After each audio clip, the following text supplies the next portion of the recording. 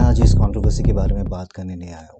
Indian religion, Hinduism. So we call it Sanatan Dharma. Jai Shri Ram. I'd love to know what is spoken about the appearance of Shri Ram and Ma Sita. अब आप mummy के लिए क्या करते हैं? Either watch your parents have sex every day for the rest of your life, or would you join in once and stop it forever? Noticed to YouTuber Ranveer Alabadia over his controversial remarks. कैसी pathetic thinking है ये। हमारा Indian culture नहीं है। और ये रणवीर अलाहाबादिया, आप सनातन धर्म को प्रमोट करते हो, स्पिरिचुअलिटी की बात करते हो, और आपकी कितनी घटिया सोच है। मैं और ही कंसर्न शेयर करने आया हूँ आप लोगों के साथ।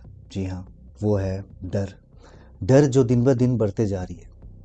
एंड आई एम श्योर कि ये डर सिर्फ मेरा नहीं है, हर उस इंसान का है जिनके घर पे छोटे बच्चे हैं, टीनेजर्स हैं, भाई है, बहन है, या कोई भी ऐसा रिश्ता जिनके लिए वो कंसर्न है, जो चाहते हैं कि उन्हें एक अच्छी शिक्षा के साथ साथ एक अच्छी परवरिश दे, एक अच्छा सोच दे, एक अच्छी वैल्यूज़ प्रोवाइड करे, ताकि आगे जाके वो समाज के लिए अगर कुछ ना भी कर पाए ना, तो एटलीस्ट गंदगी ना फैलाए। मुझे डर इस बात का नहीं है कि कोई इंसान क्या कह रहा है या कोई शो क्या प्रेजेंट कर रहा है, बल्कि मुझे डर उस माइंडसेट का है जो धीरे धीरे हमारी यूथ में डेवलप हो रही है और दिमाग को दीमक की तरह खोखला कर रही है। क्या हम वाकई में ऐसे कल्चर की तरफ बढ़ रहे हैं जहां वल्गैरिटी को बोल्डनेस और चीप ह्यूमर को एंटरटेनमेंट कहा जा रहा है? अब हाल ही में एक शो पर ऐसा सवाल पूछा गया है जो पर्सनली मुझे हिला के रखा है। ये एक मज़ेदार मोमेंट के तौर पर प्रेजेंट किया गया था, लेकिन सोचने वाली बात यह है कि हम वाकई ऐसे सवालों को नॉर्मल कर रहे हैं। क्या ऐसी जोक्स जो कभी चार दीवारी के अंदर सीमित रहती थी कुछ गिने चुने लोगों के बीच में, अब वो नेशनल प्लेटफॉर्म्स पर फ्रीली डिस्कस किया जा रहा है। मैं एक बाप हूँ, मेरा एक 15 साल का बेटा है और 2 साल की बेटी है, और एक समाज का हिस्सा भी हूँ। मुझे सच में ये सोच कर डर लगता है कि अगर आज ये चीज़ें नॉर्मल लग रही है तो कल कैसी कन्वर्सेशन होगी हमारे बच्चों के बीच में। वो हमारे साथ किस तरह की बातें करेंगे, किस तरह की कन्वर्सेशन करेंगे हमारे साथ। क्या हम चाहेंगे कि हमारे घर के छोटे बच्चे भी इसी तरह सोचने लगे? आप खुद ही बताइए प्लीज़। मुझे एक सिंपल सवाल का जवाब चाहिए। क्या आप चाहेंगे कि आपके छोटे भाई बहन या कल को आपके खुद के बच्चे ऐसे सवाल को एंटरटेन करें? ये जो एक लाइन कहा गया था शो में, Watch your parents have sex every day for the rest of your life. वो सिर्फ एक लाइन नहीं थी, वो एक माइंडसेट को दर्शाता है जो धीरे धीरे नॉर्मलाइज हो रही है, और ये मुझे डराता है। अब शायद कुछ लोग कहेंगे कि ये तो सिर्फ एक मजाक था, आप इतना क्यों सीरियसली ले रहे हो इसे, इसका क्यों इशू बना रहे हो? लेकिन क्या आपको सही में लगता है कि ये एक सिर्फ मजाक है? आपने कभी नोटिस किया है कि ऐसा भद्दा मजाक अब हर जगह हो रही है? आज एक वल्गर सवाल सिर्फ एक कंटेंट है, कल को ये सेम सोच रियलिटी में बदल सकती है। दोस्तों, मेरा कोई पर्सनल खुंदस नहीं है किसी इंडिविजुअल के साथ या फिर कोई शो के साथ।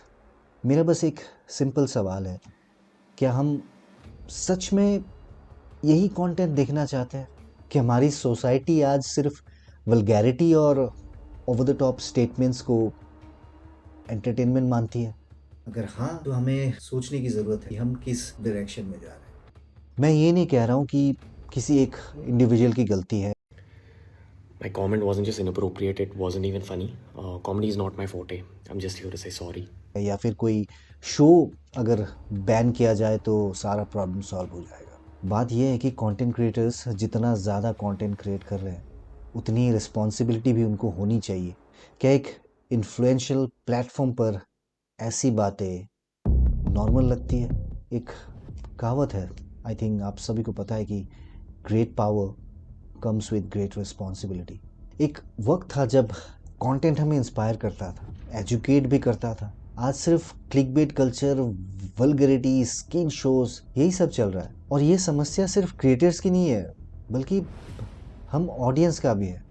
हम क्या कंज्यूम कर रहे हैं, हम क्या प्रमोट कर रहे हैं, हम क्या देख रहे हैं, उस चीज़ की जिम्मेदारी भी हमें लेनी पड़ेगी। सरकार भी अब इस इशू पर फोकस कर रही है, FIR भी फाइल हो चुकी है, लेकिन सवाल ये है, क्या सिर्फ लीगल एक्शन से सब ठीक हो जाएगा, या हमें खुद सोचना होगा कि हम क्या देख रहे हैं और क्या देखना चाहते हैं, किसे सपोर्ट करना है और किसे नहीं।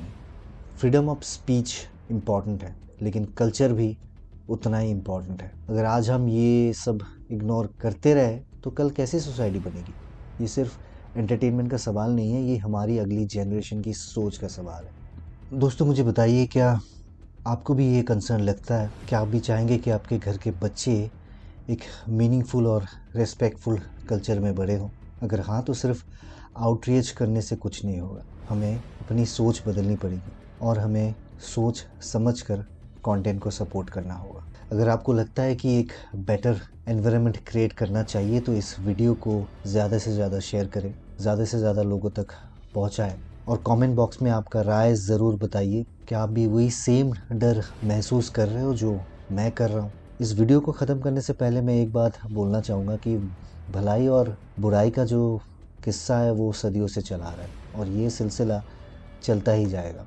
जहाँ रावण है तो वहाँ श्री राम भी है और जहाँ दुर्योधन है वहाँ अर्जुन भी है।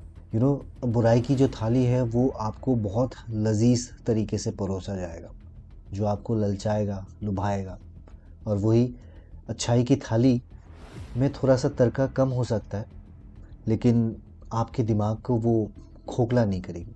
तो ये आपको तय करना है कि आप अपने दिमाग में किसको शरण दोगे, राम जी को या फिर रावण को।